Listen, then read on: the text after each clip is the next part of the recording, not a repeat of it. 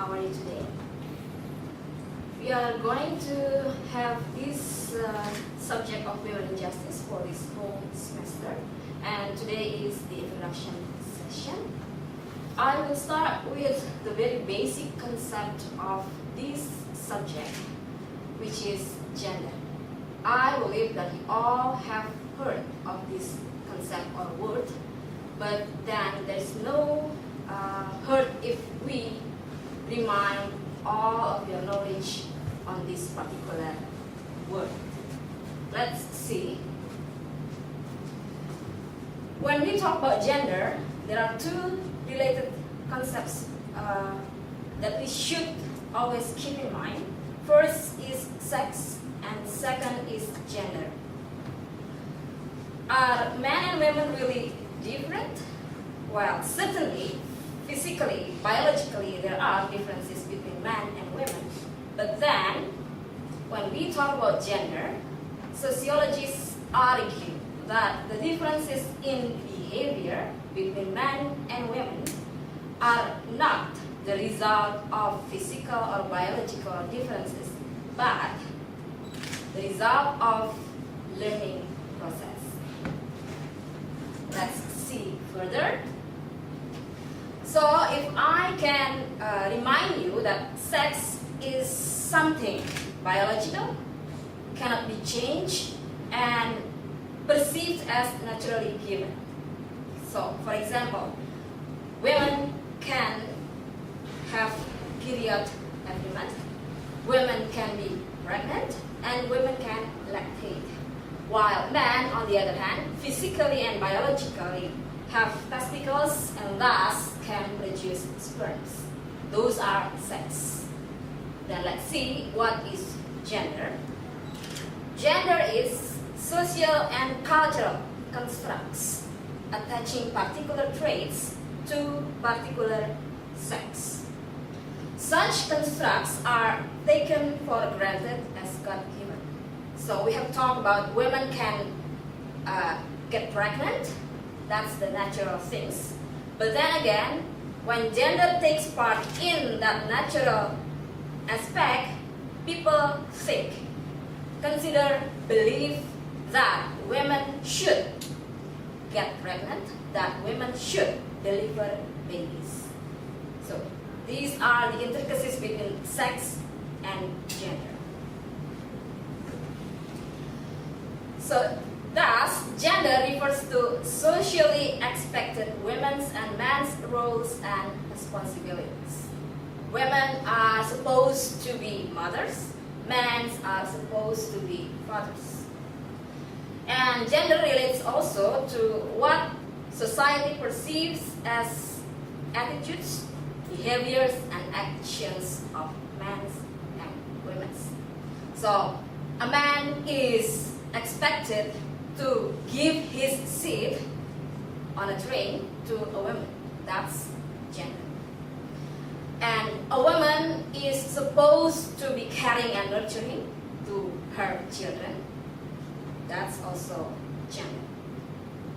So gender are social constructs perpetuated and inherited, passed down from generation to generations through socialization process.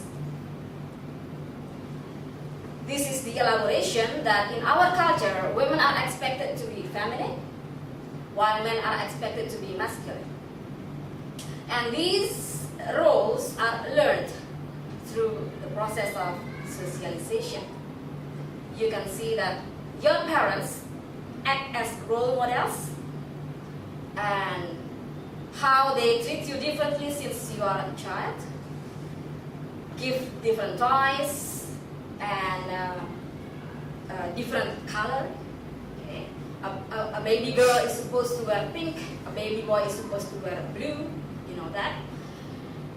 And mass media also plays part in reinforcing these gender differences.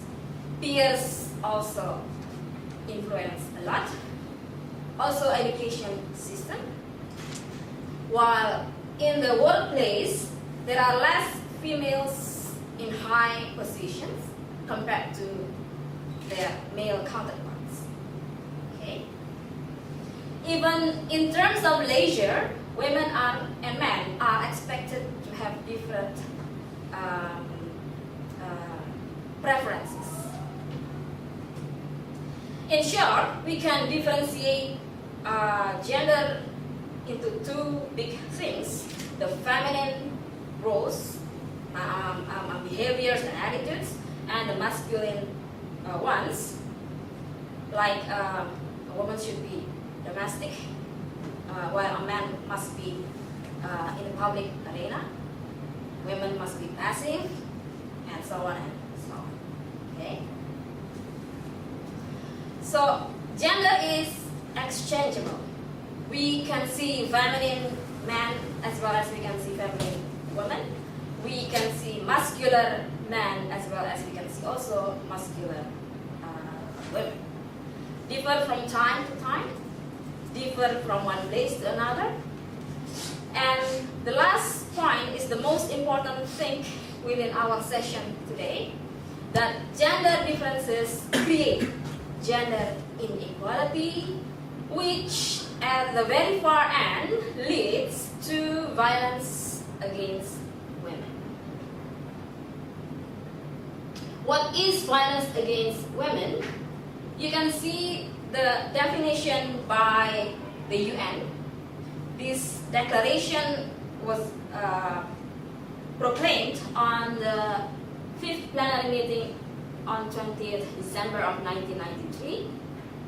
It is stated that violence against women means any act of gender-based violence that results in or is likely to result in physical, sexual, or psychological harm or suffering to women, which includes threats of such acts, coercion, or arbitrary deprivation of liberty, whether occur in public or in private life.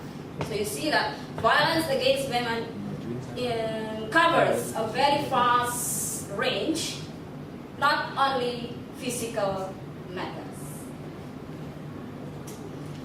Well, in Article 2 you can see the elaboration of this violence against women, which A, physical, sexual, and psychological violence, which B, physical, sexual, and psychological violence occurring within the general community, and C, physical, sexual, and psychological violence perpetrated or condoned by the state wherever it occurs. So this last sentence really emphasizes on the obligation of the state to really protect women from any kinds of acts that threats their safety.